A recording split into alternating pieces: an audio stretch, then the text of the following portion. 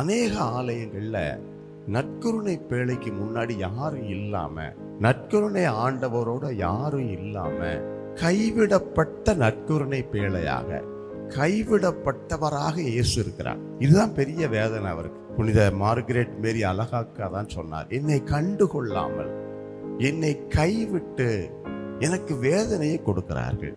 அப்ப இயேசு என்ன எதிர்பார்க்கிறார்? அவருக்கு அன்பும் ஆதரவும். அப்ப நம்ம என்ன செய்யணும்?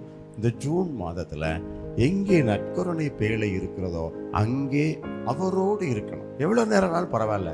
உங்களுக்கு 10 நிமிஷம், ஒரு 5 நிமிஷம், 1 மணி நேரம் அவரோட இருங்க.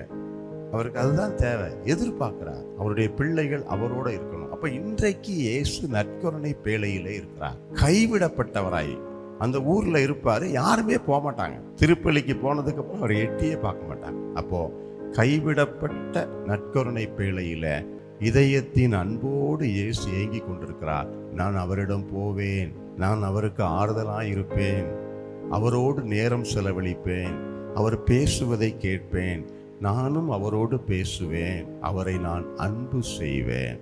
திரு இருதய ஆண்டவரே, உம்முடைய இருதயத்தை போல எங்களுடைய இருதயத்தை மாற்றும்.